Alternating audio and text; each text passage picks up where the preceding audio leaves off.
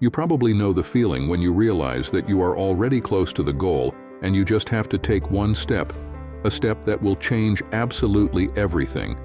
And so I had to take this step. This is the third and final part of the story. I stood in the shadows, watching and waiting for the perfect moment to reveal myself. I was on edge, adrenaline rushing through me like I could take on an entire army. I calmed myself by thinking about all the friends who had stood by me. I recognized one of the men from the photos as he pulled up and parked in my own driveway. The nerve of this guy, I've got to hand it to him. He's got guts, even if he's got no brains. He adjusted himself with a smug confidence, probably thinking that parking in my driveway was acceptable since he was about to park himself with my wife. As he made his way out the gate, I stepped out from behind the bushes lining my property and confronted him, slamming him against the car parked at the curb. I growled, "All right, idiot, I know exactly where you're headed and why." The guy was completely caught off guard. "Get off me, you jerk." I kept my weight on him, feeling my mood lighten as fear flickered in his eyes. "Steve, right? I'll cut you some slack, but only if you do me a favor." Steve glanced nervously at the three of us, his face turning pale.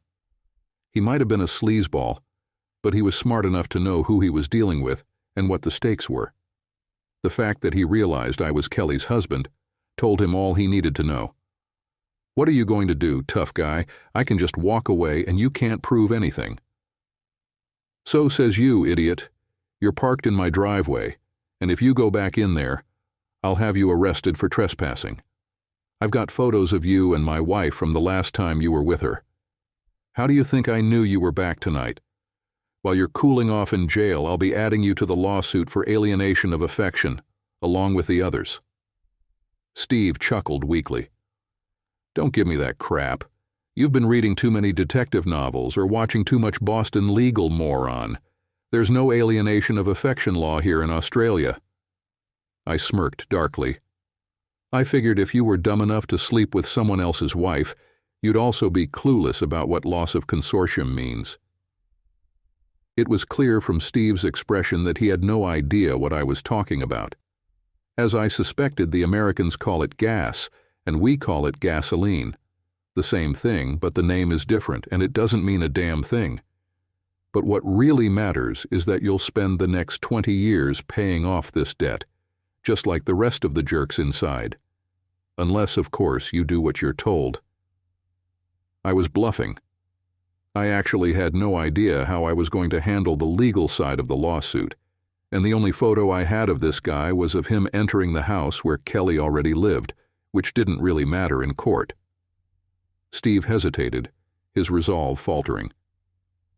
"What do I get out of this if I help you take her down?"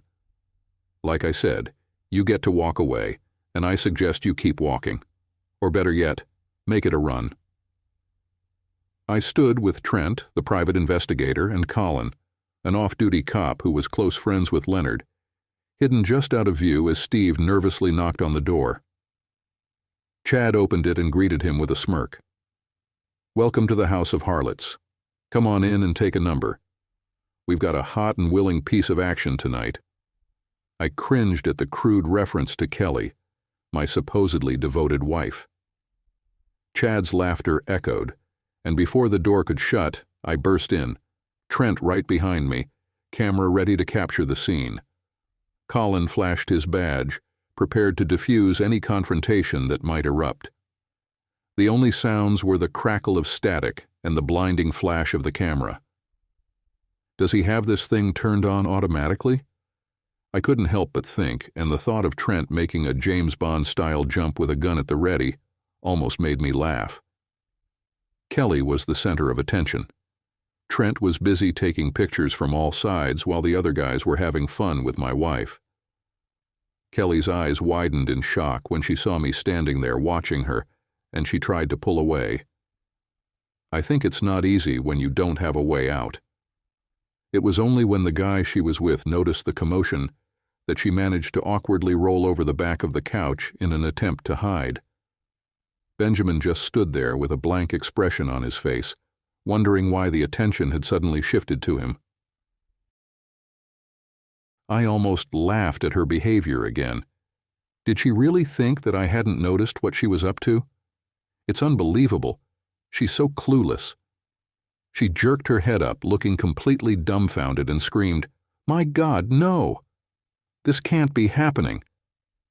And then chaos broke out. People rushed for cover. Kelly crouched behind the couch, desperately trying to cover herself. Chad just stood there, completely stunned by how quickly things escalated before he finally reacted.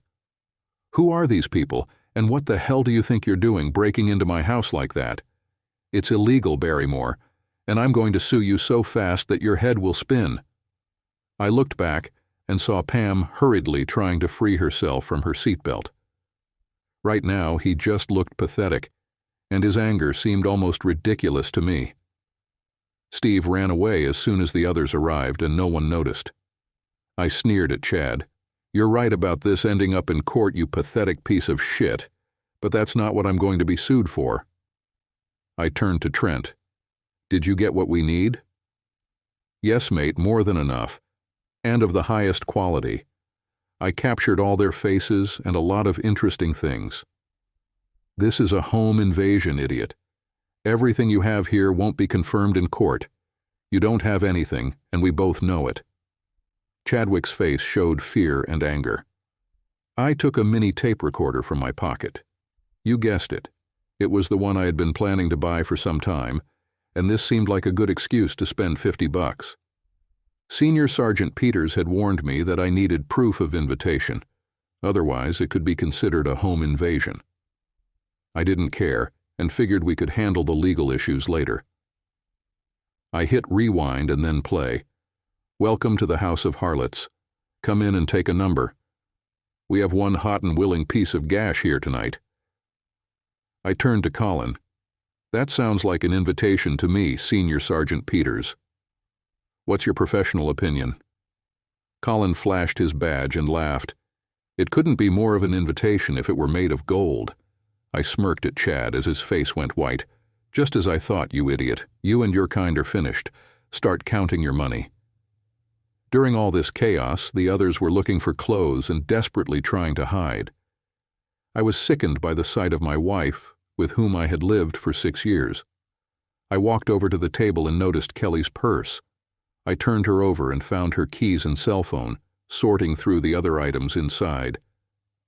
In addition to the usual junk, I found a few dollars in her purse, which I decided to keep. There are $9 and some change here, about $50 for each year of our marriage. This is very significant, considering the scene that has played out in front of us. You are not worth $2, you stupid woman. Don't even think about going home. You don't have one at the moment. Kelly stopped. "Please, darling, don't say that. I did. Shut your mouth. I don't want to hear anything from you." I took her credit card and tossed it to her. He described a beautiful spiral in the air and landed on the sofa in front of her, making her flinch. "All your cards and bank accounts are frozen until the divorce process is settled. I hope all the fun you've had was worth it." Kelly collapsed to the floor and sobbed uncontrollably. Leonard and I were at our favorite bar. You know, Kelly calls and leaves me messages to talk every damn hour. I've deleted every single one. I can't think of a single reason she could give me that would change anything. But you know what really blows my mind? Leonard took a sip of his beer. "No, mate. I can guess what blows my mind, but I can only imagine what's bothering you. You still have feelings for her, don't you?" I nodded. "Yeah, that's part of it, but the other thing is, what am I supposed to do with Steve's Trans Am? I must have really freaked him out." The little jerk did exactly what I told him to do and ran off. Well, he definitely didn't drive. His damn wheels are still sitting in my front yard, so I can't even access my own garage. Leonard stared at me blankly. Yeah, well, that might be partly my fault.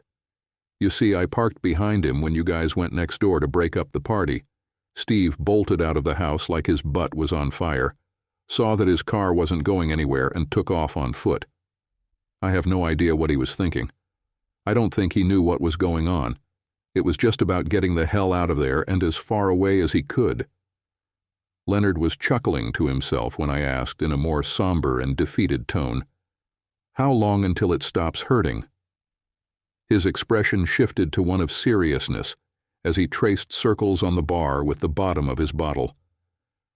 "Speaking from experience here, James, the simple truth is that it doesn't stop right away.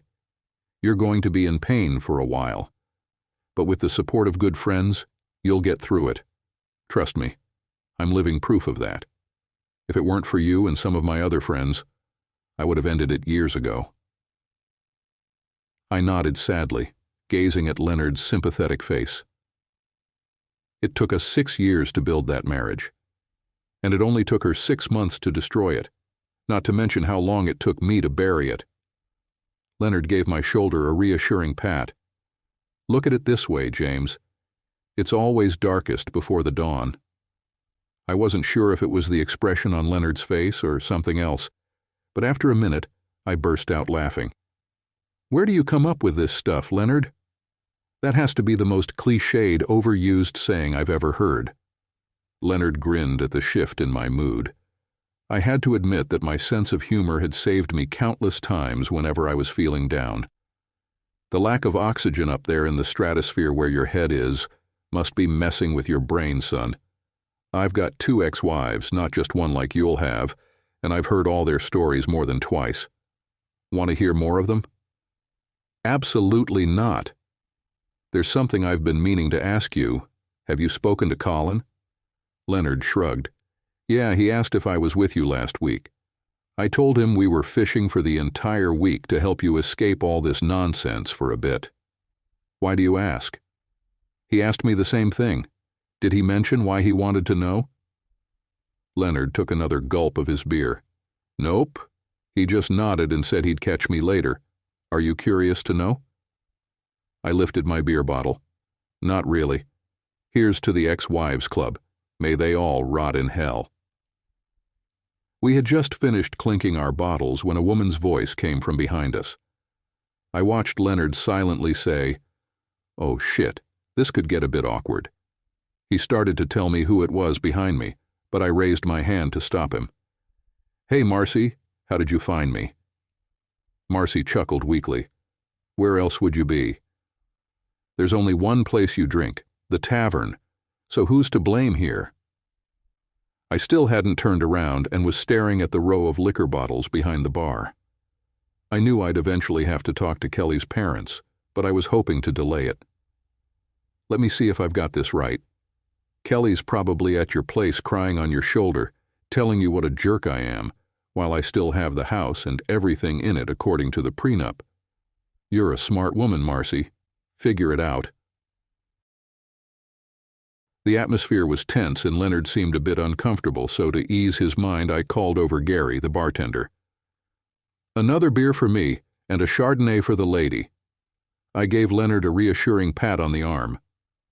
"Hang tight while I chat with Kelly's mom. Can you bring the drinks over when they're ready?" Leonard nodded and returned to scanning the bar. "Sure thing, mate." I moved to a quieter table in the corner and pulled out a chair for Marcy. A bit more private, don't you think? Marcy nodded solemnly and took the seat I offered. Was what that foolish girl of mine did really bad? As I sat down, I nodded in response. I won't go into specifics, but yes, it's about as serious as it gets. I have photos if you really want to see proof. Marcy looked down at her lap, raising her hand without making eye contact. No, I don't need to see how my daughter has destroyed her marriage. My imagination is already working overtime. I could sense that Marcy felt this pain as deeply as I did. After a moment of silence, she spoke so quietly that I almost didn't catch her words. "I'm sorry, James. Kelly was the last person I expected to cheat on her marriage, especially knowing what I went through." Leonard delivered our drinks and quietly returned to the bar, giving us some privacy just as my cell phone rang. I looked and saw it was Marcy's home phone. I showed it to her. "Could you please answer it, James? Just put it on speaker and don't let on that I'm here. It won't be Conroy, he's at work." I placed the phone on the table between us and pressed the speaker button. "Hello? James, is that you, sweetheart?" I could hear a noticeable tremor in Kelly's voice. "Yep." "Can I come home?" "We need to talk, darling. This is all a huge mistake. No one needs to know what happened. They forced me to do all those things. I only love you, sweetheart. I truly do. It was all their fault, and I'm so sorry you got hurt. Please, we have to talk. You have to let me explain everything. You always said we could resolve any issues as long as we discussed them. Please, sweetheart, I'll be the best wife you could ever want. I'll never make you worry again."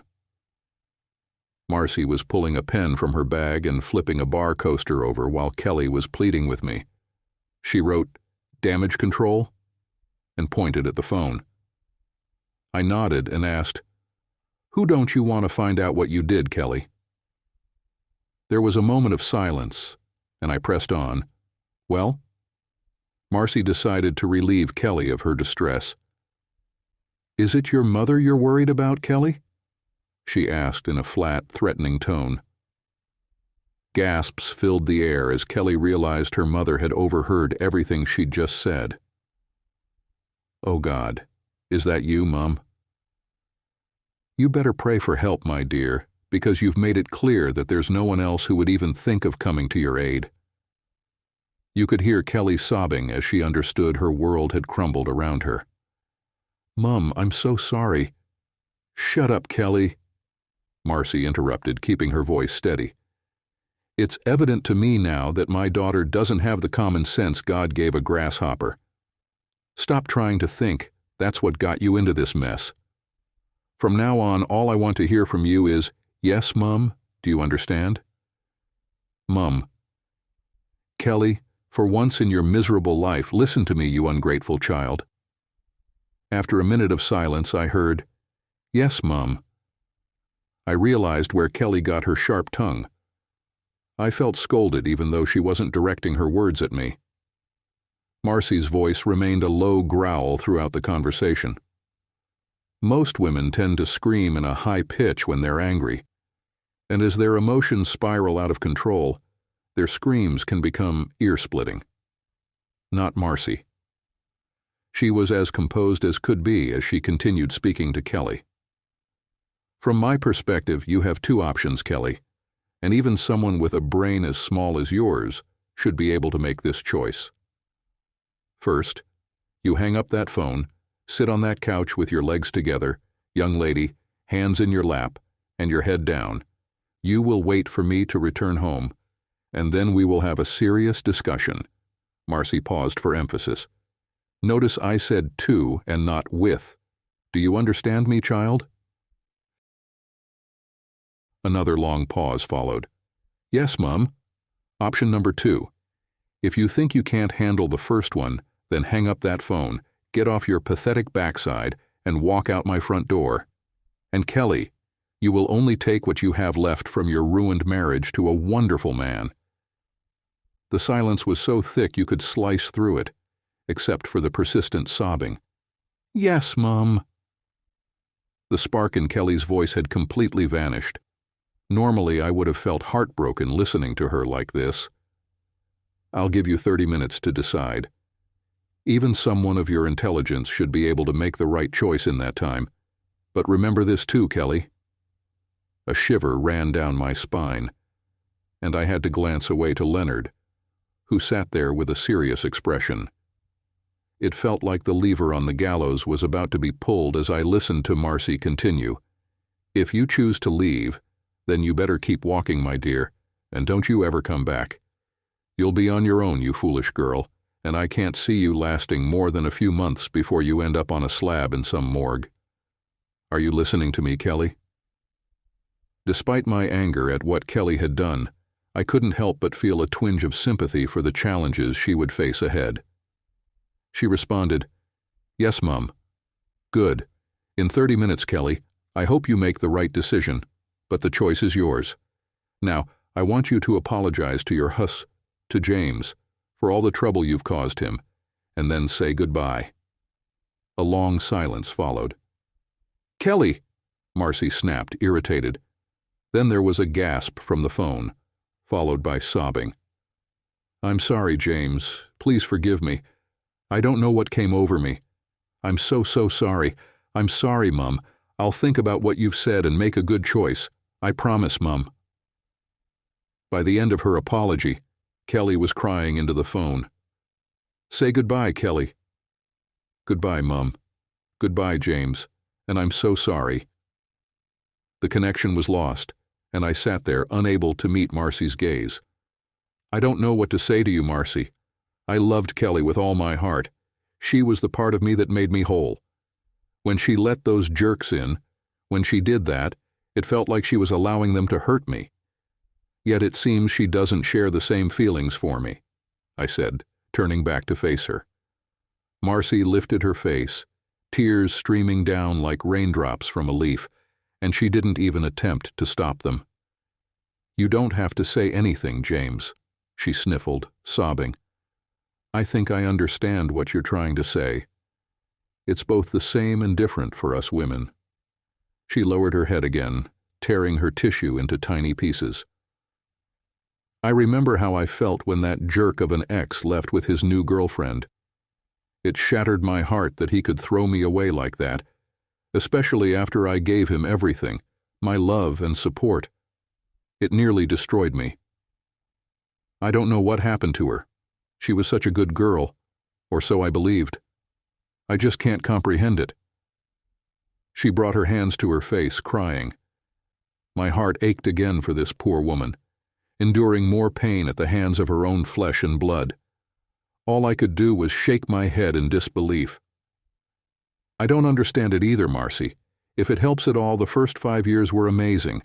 I fell more in love with her every day. I'm not saying everything was perfect, but you know how it goes. There's always a bit of maneuvering involved, figuring out the who, what, and where, like in any relationship between two distinct individuals. I accepted that. I wasn't looking at Marcy as I struggled to peel the label off my beer bottle in frustration. Then everything seemed to shift. Kelly changed. It happened so gradually that I didn't even notice at first.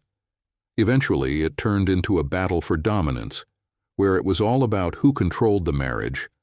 Not at all how I thought it should be. I expected an equal partnership like we had at the beginning. I glanced up to see if Marcy grasped what I was trying to express. Everything was fine until Chadwick and Pamela Stanton appeared 7 months ago, along with their crowd. Marcy's head snapped up at the mention of their names, and she pulled another tissue from her purse to wipe her eyes. You've got to be kidding me. Pam Stanton's maiden name wouldn't happen to be Gleeman, would it?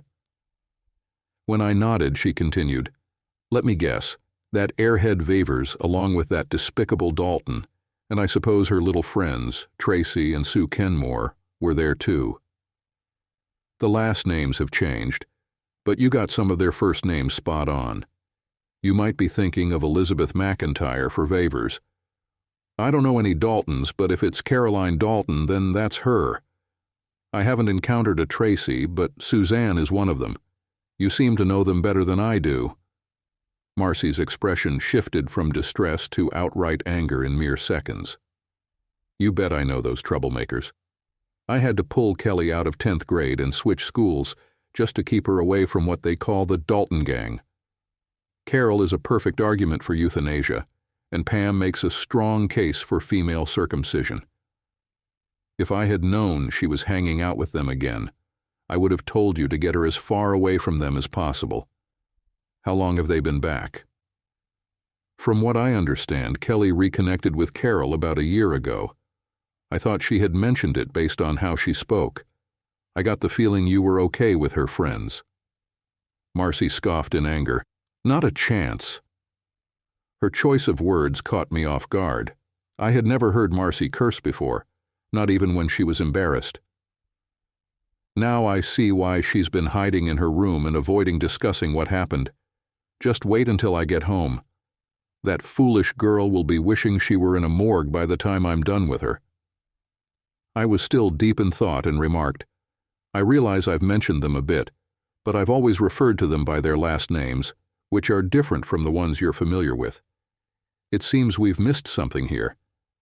Now that I think about it, Kelly often seemed to change the subject whenever you were around."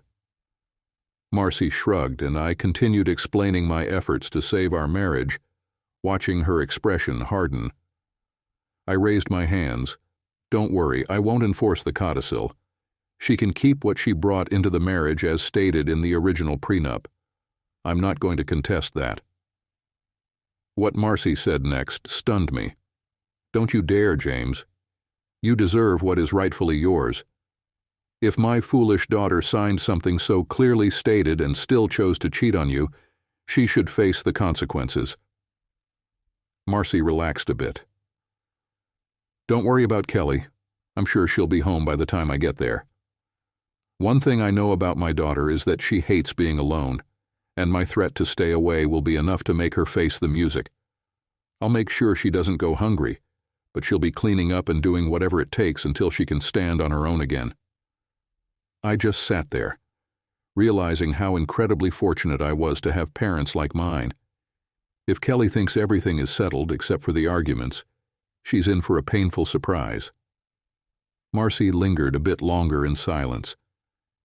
When you really think about it, there wasn't much to say. As she was about to leave, she stood up and paused, saying, "James, can I share my perspective on how men and women think differently?" I nodded. "Any insights you can provide to help me understand this better would be appreciated, Marcy." Marcy smiled. "Just a few thoughts I've gathered over the years, James. You know that men and women view marriage differently. I know Conroy loves me deeply, and he expresses it through his actions. Every time I see that sparkle in his eye, I know I mean the world to him, and that he loves the only woman on this planet for him. We both understand that sometimes this can be misinterpreted as viewing women as mere intimacy objects, which may be true for casual partners. Women don't require the physical aspect as much as men do. Their love is more emotional. They express it by giving themselves their most treasured possession to their partner as a demonstration of love. That's why I'm confused about what happened with Kelly. I'm just as puzzled as you are, James. She shouldn't have been able to do what she did if she truly loved you like she claims. I can only assume she was deceived by Carol and her friends, perhaps trying to relive her youth without the limits of parental guidance." I looked up at her and nodded, feeling she was right, but I stayed silent. Marcy noticed I was waiting for her to continue. "Please don't judge all women based on my daughter's foolishness. We don't know what got into her, and don't blame yourself for choosing the wrong horse either. You can analyze the odds and track everything, but sometimes that old nag just collapses right before the finish line. There's nothing you or anyone else can do about it. In that sense, marriage is a lot like a horse race." I stood up and gave her a warm hug, kissing her on the cheek as she sniffled and patted my chest. "You know that your father and I often clash, but we both realize that neither of us is to blame for our failed marriages. Be grateful that you weren't caught in the same mess as us. As you know, Conroy is my third husband and the father of Kelly, while your mother is your father's second wife. They're good people. I know Conroy will be heartbroken over this. You'll find someone who loves you back too. You just need to get back on that horse and finish the damn race. Are you hearing me, James?" I smiled, reflecting on how unfair it was for someone like Marcy to have a daughter like Kelly. "Yes, Mom."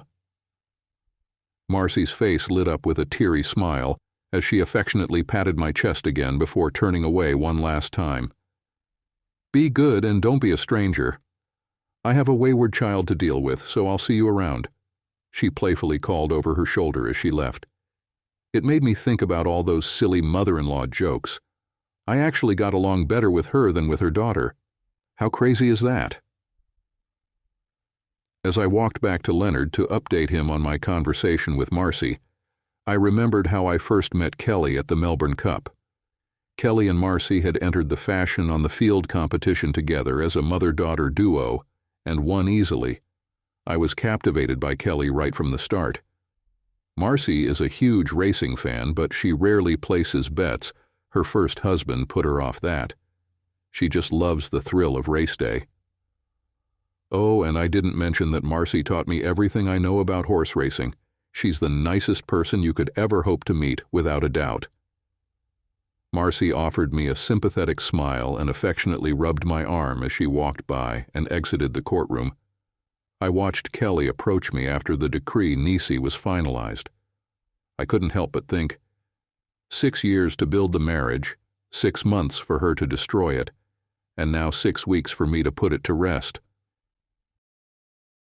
6, 6, 6. Doesn't that signify the devil or the mark of the beast?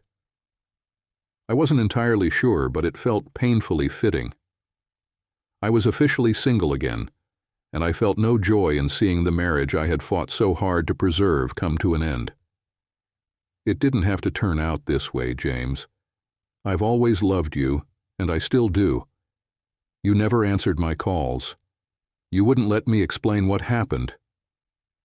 I sighed to myself.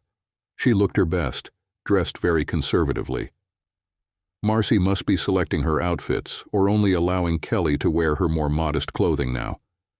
Kelly had only the clothes she wore when I caught her, and what she was wearing now was certainly not that outfit. I use the term dressed in a broad sense because, apart from the heeled boots, that was it. What's there to explain, Kelly? You lied, and disrespected me. You ruined our marriage. I know all about Dalton. Your mother told me everything. So there's nothing to be surprised about anymore. Kelly flinched at the mention of Dalton. I know it's over between us, James, but we need to clarify the situation so we can feel better and move on. Incredibly, as soon as you take a step back, you see what you missed before. Is Kelly really apologizing, or is there another motive behind her words? Mom said you probably don't need excuses, and I'm not going to make them up. I raised my hand, shaking my head. Your mother is right, Kelly. What could you say to reduce the pain? I saw what you did, Kelly. You humiliated me. What would you say to that? Nothing. I could feel the anger rising in me once again. All you want is to ease your guilty conscience at my expense, Kelly. You just want to rehash every miserable little detail, but all that will do is make me sick all over again. Why should I let you feel better while I suffer? Well, screw you and the horse you rode in on, Kelly. Find some other way to unburden yourself. I'm not interested in anything you have to say from this point on. I fumed for a moment, then reconsidered. No, wait. There is one question you could answer for me. Why, when I made it crystal clear that I wasn't interested in swinging, did you keep pushing for it? That's what I still don't get. Why didn't you back off before things went this far? Kelly was crying, nervously fiddling with her mother's old worn-out clutch purse. I don't know, James. I think it became a matter of pride. You know how much I hate losing, and your refusal felt like a challenge. I guess I lost my head.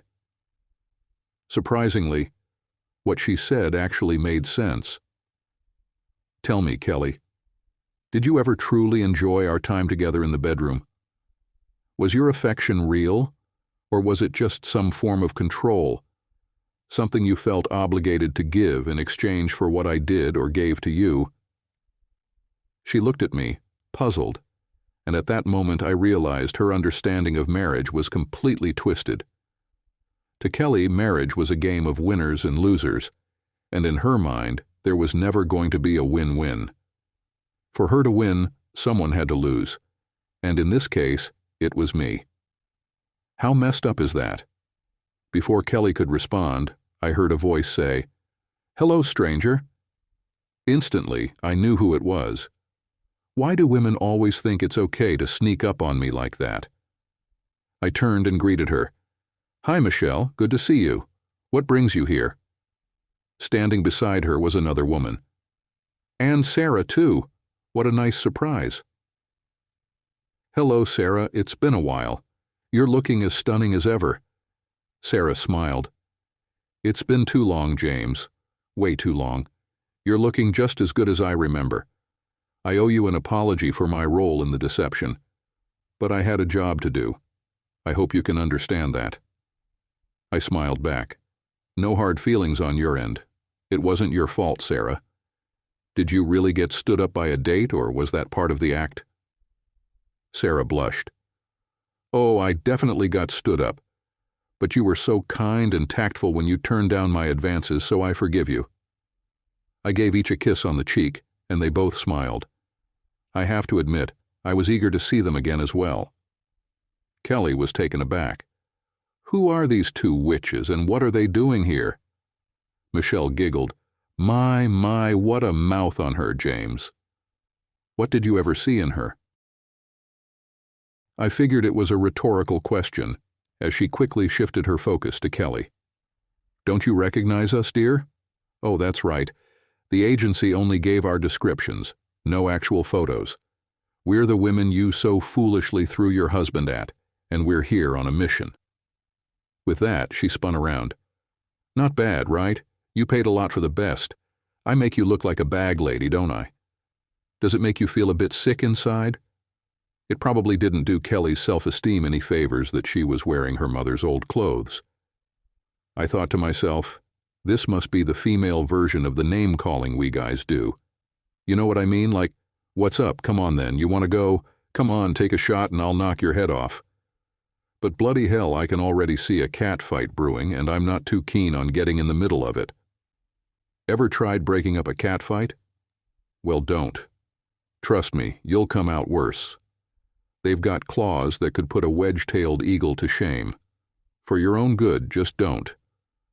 I made that mistake once, and never again. I got into a fight when this girl I was seeing at the time had a spat with some dolled-up chick who thought my girl was the one hooking up with her guy. Turns out, that chick was right, but I didn't know that then, damn it. I have no clue who clawed me, but I ruined my only decent shirt and ended up with some gnarly scratches on my shoulder blade that looked like wave rock. What? Wave rock in Western Australia? Oh, for crying out loud. Just Google it, you'll get it. A few of my buddies have noticed the scars over the years, and when they ask, I just say they're from a wild threesome I had when I was younger. You should see the impressed looks I get. Well, it's half true. What was I supposed to say? That I got caught up in a dumb cat fight? And lost? Yeah, right. Michelle flicked her long blonde hair back over her shoulder. That was a really dumb thing to do if you ask me. You need to pull your head out of the sand, Kelly. It's not roses you're smelling, honey. Only an idiot would think that was a good idea. Kelly turned pale at Michelle's sharp words. I thought Kelly was good at cutting people down, but Michelle was on another level, and Kelly didn't stand a chance. At that point, I was starting to feel a bit more relaxed watching these girls and their little drama. I started to chuckle. I was thinking the same thing, Michelle. I'm not sure what hurt more, Kelly's betrayal and lack of respect, or the fact that I ended up falling in love with and marrying someone so unbelievably foolish. What was it your mother said, Kelly? Michelle and Sarah leaned in, curious, so I decided to share, much to Kelly's displeasure. She said, My daughter doesn't have the brains God gave a grasshopper. That's about right, isn't it, Kelly? The two of them burst out laughing at Kelly's expense. But it does make me wonder about my own judgment. Michelle placed a hand on my arm as she calmed her laughter, which didn't sit well with Kelly either. It says you loved and trusted her without question, which is how it's supposed to be, and that speaks volumes about you. I smiled.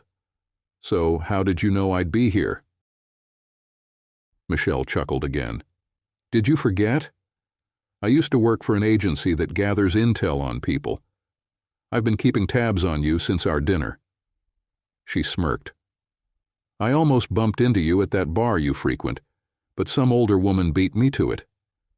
She was good-looking too. Who was she? I raised an eyebrow at the mention of Marcy. Kelly can tell you all about it.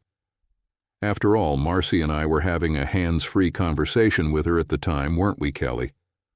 Or should I say, it was more like Marcy's mom was doing all the talking, and you just kept saying, "Yes, Mom," if I recall correctly. Kelly bowed her head, her shoulders shaking as she cried, so I turned back to Michelle. So you've been stalking me, then? I knew it sounded harsh, but I have to admit, the idea didn't actually bother me all that much. Michelle gave a shy but adorable smile. Well, yes and no. I heard that some new husband material was being dusted off and put back into circulation, so I thought I'd get in early with my offer. Quality goods are so hard to find these days. I did feel a slight pang of regret when I saw you with, is it Marcy? I nodded, but she didn't stick around long, and the kiss on the cheek seemed more friendly than, well, you know. Then you went back to your friend, and I figured it wasn't the right moment to bump into you just for selfish reasons. So I left. She slid her right arm around Sarah's waist. That's when I decided to ask Sarah to help me show you the benefits I bring to the table. If, of course, you ever think it might be in your best interest to, let's say, take me for a test drive. Then came that flirty eyebrow raise, and for a moment I was completely speechless as my mind went, wait, what did she just say? Michelle noticed the look on my face and dialed up the intensity. Sarah practically squeezed me to death when I suggested it to her. She smiled, gently brushing her left index finger against Sarah's cheek. She brought the back of her hand to her mouth, but didn't try to whisper. I heard you have a little fantasy that Sarah and I could help you with. Michelle gave me a mischievous smile, raising her eyebrow again. That's it. My brain officially shut down and was flipping through Hustler magazines, desperately trying to come up with something clever. I really needed to get myself cleaned up, but there was no way to do it unnoticed, so I just endured the discomfort. What do you think, James? Are you ready for this? Those eyebrows again. There's nothing we wouldn't do for the right guy, and I know Sarah and I are both intrigued. Why am I thinking about this stupid dog? Kelly stood staring at the two women. She knew she was attractive. I thought so too, but we all damn well knew she couldn't compare to any of them. This blonde had invaded her territory and was trying to lure her James. It was clearly making Kelly's stomach churn. I suddenly had a realization. Everything clicked into place. While I was signing the marriage certificate, she was signing for a credit card purchase. The audacity. She financed her marriage. And like any savvy credit card user knows, there's no need to pay off that balance immediately. Just make the minimum monthly payments. What did I tell you about women and credit cards? I should have seen this coming. It's foolish of me not to have realized it sooner. Kelly essentially bought herself a husband, using intimacy as the payment for that transaction. This is even more messed up than I initially thought. Now I finally understand her, even if it's too late. With that perspective, it's clear why Kelly couldn't grasp the issue. It makes sense now. Credit card companies don't mind if you only make the minimum payments. In fact, they encourage it. That's not exactly a healthy approach for a marriage, but given that she's a woman, I suppose I have to give her some leeway. Just a bit, though. I could now recognize my role in the breakdown of my marriage. I had unintentionally supported a mindset that her parents had instilled in her. Kelly had never had to work for anything in her life, and by not making her earn her own money when we got married, I only reinforced that mindset. If I had required her to earn the money to pay for that credit card, she might have been more grateful and cautious about how she used it. I take responsibility for that, but I want to be clear, that's the only thing I'm owning up to. Bullshit, she shot back angrily. Everyone turned to Kelly in surprise at her outburst. That's all complete nonsense. Damn you, Jim, you orchestrated this. You're paying them to say those things. No woman in her right mind would behave like this.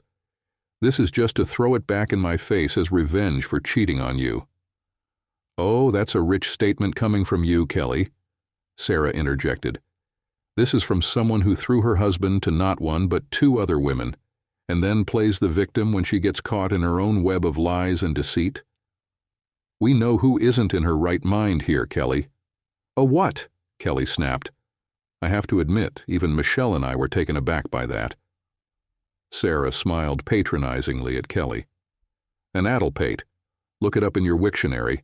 It means you're a moron, an idiot, with the mental sharpness of a 2-year-old. I see those dark roots, Kelly. You're not even a real blonde, which just makes you look even more foolish. Oh my God. Here we go. This is bound to escalate." I noticed the look Kelly shot at Sarah, but I quickly turned my attention to Michelle, who seemed lost in thought. I really don't know these other women well enough to tell if they're genuinely close friends or just casual acquaintances, but this situation is not looking good at all. If Michelle feels insulted, we're definitely headed for an even bigger confrontation.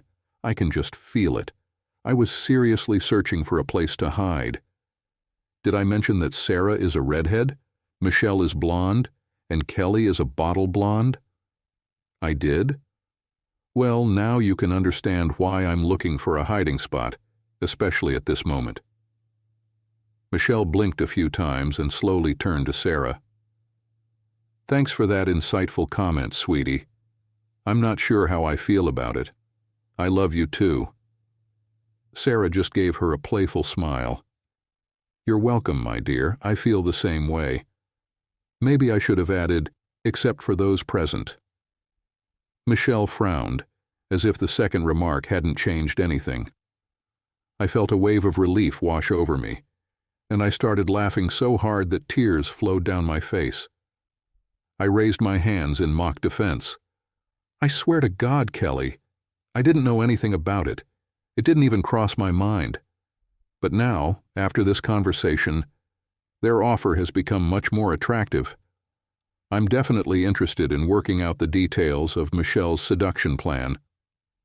Michelle had just kissed Sarah on the cheek, a sort of, "we'll discuss your comment later" kiss, and turned to Kelly. "James is right, honey. He had no idea we were planning this." You could almost see steam coming out of Kelly's ears. I couldn't tell what was on her mind, but disappointment showed on her face as she struggled to pull herself together. "So that's what a hypocrite you are. I tried to offer you a threesome, and you kicked me out and got divorced because of it. What a fool I was to even marry a jerk like you." Her next comment made me think she had finally decided to clear out some of the nonsense cluttering her mind and take charge of this discussion for once. "And what's going on with my friends?" I stared at her, trying to understand what she was talking about. "What the hell are you saying, Kelly? Is that lone gray cell of yours still stuck under the hairdryer at the salon?" Kelly frowned. "You know exactly what I mean. 2 of our friends are in the hospital. Chad has 2 broken knees, and Norm's right elbow is shattered. Carol called Pam to say that Ben has left for good with everything he could grab, and he didn't explain why. Susan told me that Mal left 2 days after Ben, leaving her with just the kitchen sink. Are you seriously telling me you don't know?" Suddenly, it clicked why Colin, Leonard's police friend, had asked me about my whereabouts on 2 different occasions. After I told him where I'd been, he seemed satisfied, but wouldn't explain what it was all about. I have to admit, I wasn't exactly thinking clearly at the time, so I didn't press the issue. I didn't even bother to keep track of those idiots. They were never our friends, Kelly. They were yours. With friends like them, who needs enemies? I had nothing to do with any of it, and the police have already talked to me and are satisfied. Honestly, if those fools were cheating on you, they were probably messing around with someone else's wife, too. I couldn't care less what happens to them, so good riddance as far as I'm concerned. I scowled and added, "And claiming I'm a hypocrite. That's nonsense. I'm single now, Kelly, so who I choose to be with is my own affair. I've told you I wasn't a saint when I was single, but I do have my principles. Even though you betrayed me for 6 months, I've managed to hold on to my dignity. I felt an urge to strangle her. Oh, and before I forget, if you see Steve and he asks about his car and wants it back, tell him to go to the police impound. They took it from my driveway so I could park my car in my garage. If he wants it, it's going to cost him $5,000, or it'll end up in the crusher, leaving him with just a crumpled toy to play with. After thinking a little, I noticed, it's damn expensive, especially considering he couldn't even get his way with you. I bet he's really angry and maybe he's taking it out on your 4 jerks. I was furious that she was trying to make me look like a hypocrite. I've already mentioned, yes, I'm pretty sure that was the case. It doesn't matter. I got distracted but ended up saying, back to Michelle and Sarah. If they want to involve me in a threesome, then fine. I haven't heard anyone promise exclusivity. All this talk about you embodying my fantasies is complete nonsense. At that moment, I noticed that everyone seemed to pull back a little from my outburst. I heard that damn phone call you made to that vulture, Caroline. I almost threw my lunch in the trash, Leonard, listening to your conversation with her, and now you were going to make it worse by feeding me the rest of your life. Kelly's face paled. She realized that I knew a lot more than she initially thought. I felt my face flush with anger. You clearly stated that you had been sleeping with these assholes for at least 2 months before you found out about my fantasy. You've done nothing for me except lie and cheat, and then try to stop me from divorcing you if I ever find out the truth. All these ridiculous games you've been playing just highlight how stupid you are. I couldn't believe the audacity of this woman, I thought to myself. Yes, I know what you're thinking, buddy. You have to be confident if you're going to bet like that. I bet you set this up from the very beginning, from the moment your novels appeared. That's how sure I am. I know it was you who asked me about my fantasies. Now I have to wonder why. I'll tell you why. It was so that you could have fun with these guys without risking your financial security. By the end of my rant, Kelly was in tears, and Michelle chimed in, "Oh boy, and by the way, there's a man here who wants to talk to you too." I glanced at Michelle, puzzled, thinking, what on earth is she talking about? Did I mention that women excel at multitasking? Michelle was likely juggling her next hair appointment, deciding on the color of the drapes for her living room, figuring out how to call her boss about some detective matters, and remembering to pick up milk for her mother. All while introducing the man, not to mention keeping up with my tirade. Meanwhile, I had completely lost my train of thought. Women are definitely a mystery. Michelle nodded toward someone nearby, and he approached our group. "Kelly Garrett?" Kelly nodded, sniffling. "That's my maiden name. What do you need?" "Not much, ma'am. I just wanted to let you know that you've been served." He handed her an envelope. "I recommend you get a solicitor regarding a claim brought by Ace Investigation about an unpaid bill that's now over 2 months overdue." Kelly looked shocked as she stared at the envelope he gave her. "Have a nice day, ma'am," he said before walking away, whistling to himself. I could really start to like that guy. Kelly's eyes welled up with tears again. "This can't be real." She ripped open the letter and exclaimed, "I can't afford this bill. It says I owe $1,500, which doesn't make sense. The total was only $1,500, and I already paid $1,000 as a deposit. Where did that money go?" Michelle smiled and pulled a check from her purse, waving it in front of Kelly before handing it back to me. I realized it was one of our checks made out to Ace Investigation for $1,000, complete with Kelly's signature.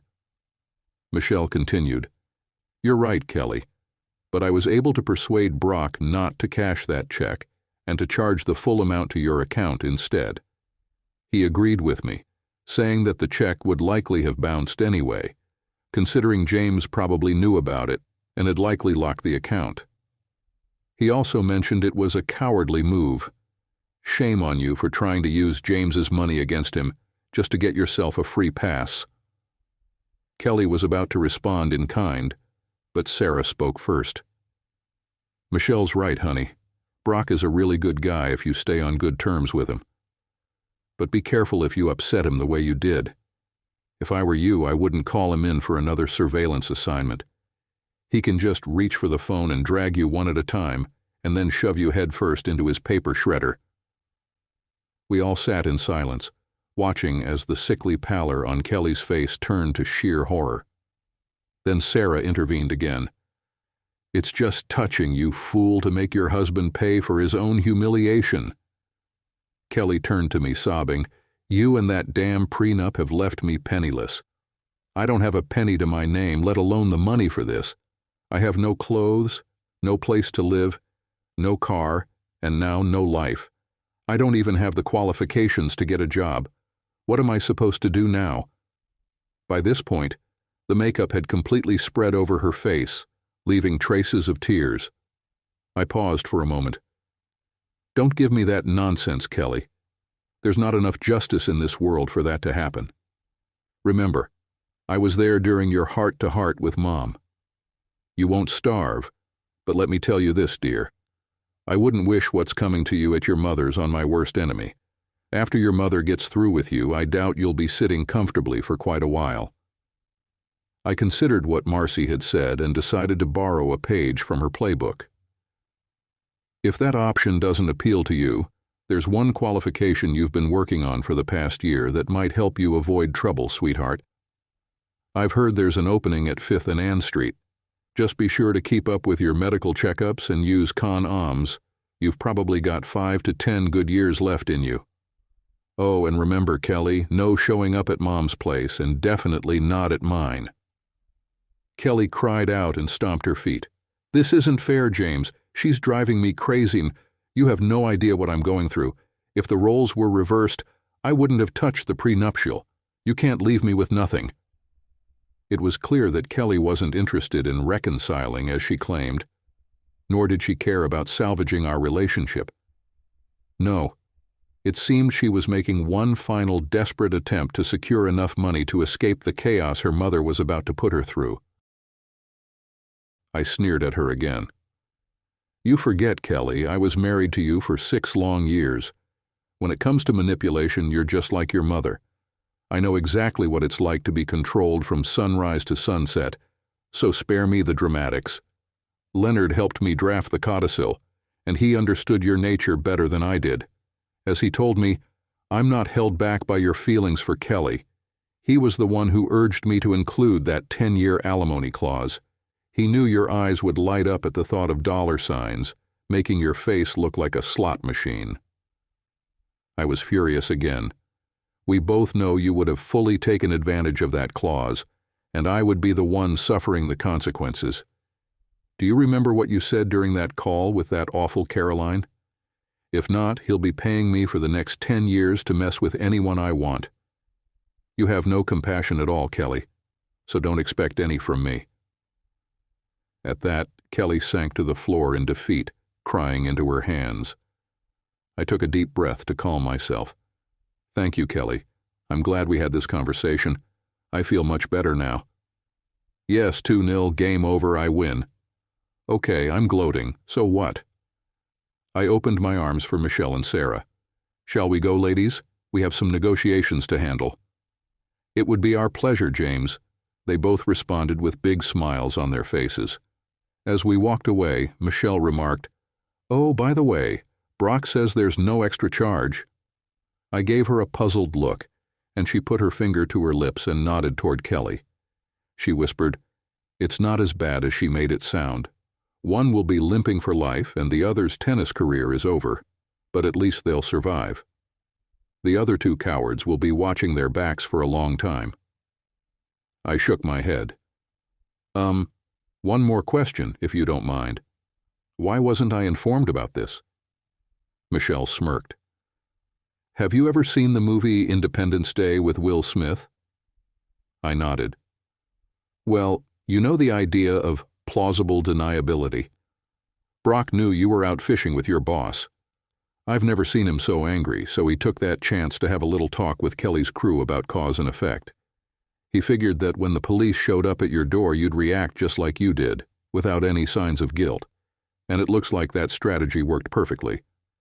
I suddenly grasped what she was saying. I pulled the check from my pocket, using Michelle's handbag for support. I crossed out Kelly's signature and signed my name underneath, then endorsed the back. Tell Brock thanks, but I take care of my own expenses. Give him a kiss and a hug from me and let him know I owe him more than this pathetic little check. Michelle took the check, her smile beaming. I'll make sure to do that, but only for you, James, no one else. Brock's just not my type. Now, can you really say I wasn't thrilled as we walked away? Absolutely freaking yes. Thank you both for standing up to Kelly back there. I felt like she still came out on top somehow. You know, with the whole cuckolding situation, despite being the financial victor in the divorce, my self-esteem was really in shambles. I felt like a naive dust bunny, collecting everything she threw my way, and it seemed like she still had the upper hand with her lies, deceit, and disrespect. A sad smile crossed my face, and Sarah wrapped me in a comforting hug. When it comes to humiliation, women understand each other best. That old saying is true, hell hath no fury like a woman scorned. I chuckled. That's not quite the original quote. Heaven has no rage like love turned to hatred, nor hell a fury like a woman scorned. Michelle shot me an exasperated glance. All right, we might not have been wronged, but we were definitely furious about being used like that. Both Michelle and I knew you were still hurting from Kelly's betrayal and needed to see her put in her place. I burst out laughing. Put in her place? You two pulled the entire ladder out from under her. Still, I'm glad you did it. My macho pride tells me I should have been the one to get the revenge, not you two. But honestly, all I could think about was escaping and moving on.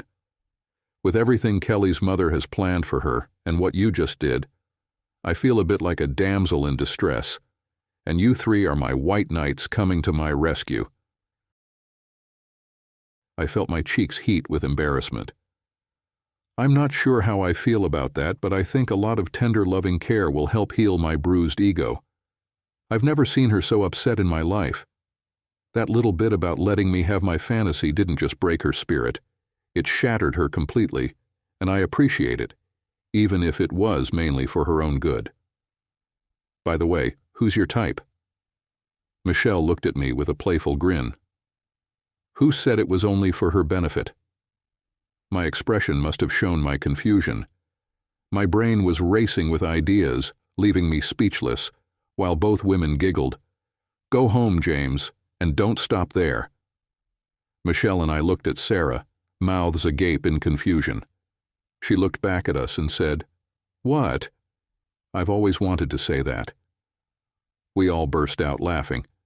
Michelle and I were lying on rumpled sheets after having a threesome, while Sarah was rummaging through Kelly's wardrobe, getting our attention. Michelle sighed longingly. She has the most irresistible legs I've ever seen. I sighed in agreement. You're right, of course, except for those present. Michelle burst out laughing when she heard Sarah's next remark.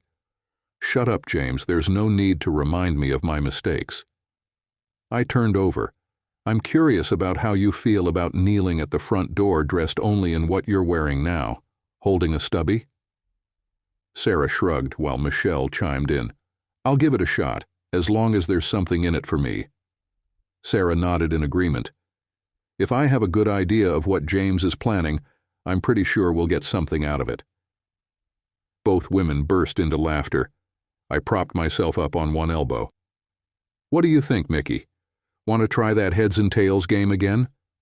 Michelle looked at me with wide eyes and then jumped up, saying, Does this mean we're friends now? I didn't quite get it. Did I mention that women really Never mind. Oh yeah, I suppose that after an hour of us being intimate, it could be seen as a type of friendship with benefits, I said sarcastically. Of course we're friends. What made you say that? Mickey sank down next to me, resting her beautiful chin on her perfectly manicured hands. Looking straight into my eyes, she gave me the most sultry glance from her bedroom eyes that I had ever encountered. Do you like that description? I could go on forever, but never mind. I have more important things to do than talk to you bunch of losers, so get a life. Now, where was I? Oh, right, sultry. Yum. It's because you called me Mickey, and I only let my friends call me that. She purred breathlessly. Silence. I was at a loss for words, and suddenly my brain felt like it was malfunctioning. Well, my brain was. Not anything else. See, I told you God was a woman. Any rational male engineer would have designed a larger and better reservoir for our blood supply, considering we have more equipment that needs servicing. Clearly she, being God, has no understanding of hydraulics. That's not an axiom, more like a paradox. She, being God, all-knowing. Never mind. I still hadn't said anything, and Mickey had that mischievous grin, fully aware of the effect she was having on me. Enjoyed that, did you? Even though you only got tails? I managed to grin foolishly. After all, that only required 1 IQ point. The rest of my brain was metaphorically bowing at an altar somewhere, making offerings to any god it could reach. Did you hear me complaining? Sarah turned, hands on her hips, perfectly showing off her figure. Mickey groaned. I stiffened and felt a bit lightheaded, and Sarah giggled as she draped a light blue baby doll nightie over her shoulder. Are you two done with the halftime commentary? Wait, did she just say halftime? Now I was certain I wouldn't survive this. You know, James, for all of Kelly's flaws, I have to give her credit. She's got wickedly good taste in clothes. Mind if I try some on? She glanced down, eyeing how the nightie draped over her gorgeous curves. Kelly was shorter than these two, so I was curious to see just how short these dresses, skirts, and especially this nightie would be on them. I burst out laughing at the thought that Kelly had spent nearly 15 grand just a couple of months ago on clothes she never got to wear. Not at all, Sarah. You and Mickey, go for it. Mickey reached over, picked up a $1 coin from my bedside table. Your call, she said, not addressing anyone in particular, flipping the coin into the air. Come on, spinner, I called. Heads, Sarah quickly replied. The coin spun lazily in the air, making a dozen neat turns before it began to descend. Mickey caught her in the air before she could fall onto the bed and slapped her wrist. Tails, you've lost, she laughed. Sarah crf. Well, I guess that means I can make James feel good in the morning. Okay, but just make sure you leave enough for me, Mickey retorted. I lay on my back, grinning like a Cheshire cat. I don't think I know I'm going to die a happy man. Either that, or I'm already dead and in heaven. Perhaps I should reconsider my opinion of this overly optimistic dog. From where I'm lying now, it doesn't seem so stupid. Now I understand why Dad got married a second time. I don't really like it, but we get along great. He has learned a lot in the last 6 months and probably knows almost as much as I do now. Marcy visits her parents regularly, and although I don't ask, she keeps me informed about Kelly's re-education. I think it's more to help me feel better than to hope that we'll be together again. At least that's what I heard from her and Dad when she looked in on me while I had Mickey and Sarah. I felt a bit uneasy introducing them, but Marcy smiled warmly and extended her hand to both. I was also a bit concerned, knowing how Marcy and Dad tend to clash. I overheard Marcy apologizing for what her daughter had done. Dad replied, "No need to apologize, Marcy. It wasn't your fault, and besides, I think James is doing fine now. Yes, I suppose you're right, Graham. Actually, I think he's doing better than just fine. We could all learn a thing or two from your son." Dad gave Marcy a puzzled look. He's turned a lemon into 2 peaches. Definitely no slouch in my opinion. I can assure you, if they hadn't been laughing so much themselves, they would have definitely heard my laughter. I had to lock my ego away for the rest of the evening just to function without appearing more smug than I already was. Why did Dad get married again, you ask? Dad, Leonard, and I have debated this endlessly. God is a woman. With a seriously flawed sense of humor, she probably failed hydraulics in college, and I despise how much my hormones rule over me, making it difficult to say no. You know exactly what I mean, right? Of course you do, and if you don't, then you're either a woman or clearly have never been married. Such is life with loving wives. Whether you love them or hate them, they're incredibly hard to live with and almost impossible to stay away from. Plus, there's still no law about loving wives season, and using them as target practice isn't exactly legal either. No matter how you play the cards, you're doomed, so I say, go with the flow, mate, and take what you can, when you can. Try to be like that dog. Just happy you're still alive. I've realized that when all else fails, true friends are the ones you can always count on in tough times. For me, that's Mickey, Sarah, and now Brock, for helping me close a stressful chapter of my life. And I have to thank Leonard, Marcy, and my dad for their insight into the pitfalls of marriage and for standing by me when I needed them most. I have to wonder, can Kelly say the same about her friends? Oh well, c'est la vie. I think that's how it's pronounced. C'est la vie. Well then, such is life. No, I don't speak French, I had to Google it. The moving finger writes, and once written, moves on. Not all your piety or wit can lure it back to erase even half a line, nor all your tears wash away a single word. The Rubaiyat of Omar Khayyam, Fitzgerald's translation. Author's notes on dreaming. I believe both of Lenny's ex-wives had affairs with other married men and ended up losing everything they gained from poor Lenny. They sold their shares in Stanton Chemicals at a much lower market value to cover the costs of loss of consortium lawsuits filed by other devastated wives. With the money James received from the lawsuits, he and Lenny are now the majority shareholders of Stanton Chemicals, which, by all accounts, is doing quite well. Interestingly, both Michelle and Sarah are now working there, side by side, in their own department, customer relations. Lenny keeps insisting he's done with tall women, but he can't seem to get past their physical attributes. After all, he's still a guy, even if he's on the shorter side. Just ask his dog.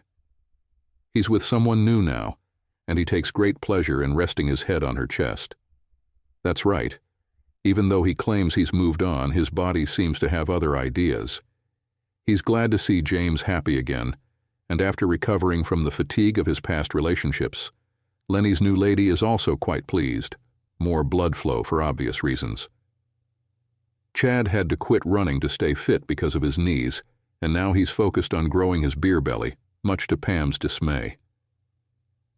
There's no more wild bedroom action, at least not with her primate companion.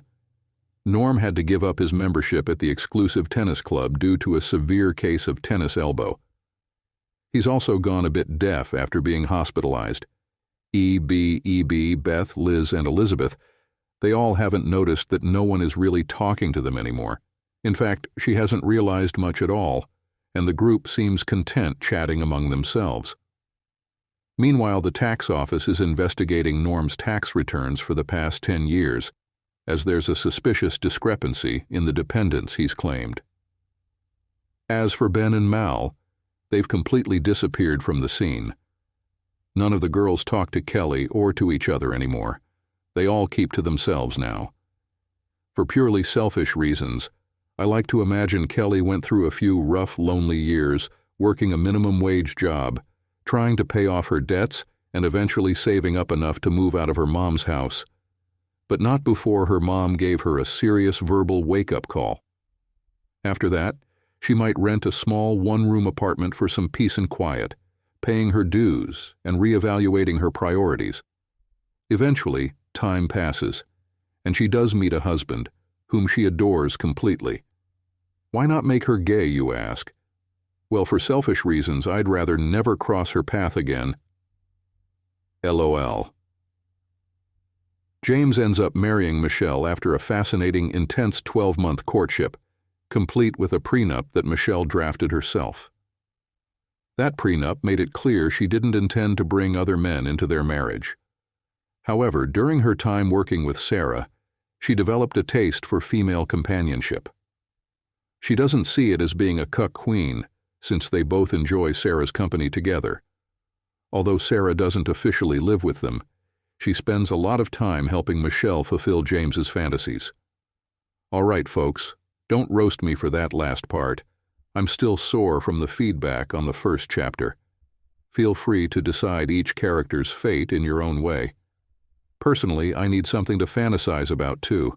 After all, Michelle is my character, and she's my dream girl, so I think I'm allowed to indulge a little. Plus, I'm the author, so sue me, LOL. Life is what you make of it, so make it a great one. You deserve it. Thanks for sticking through these 3 chapters. I hope you found them entertaining. As always, your feedback and votes are much appreciated. Until next time, stay well and enjoy life.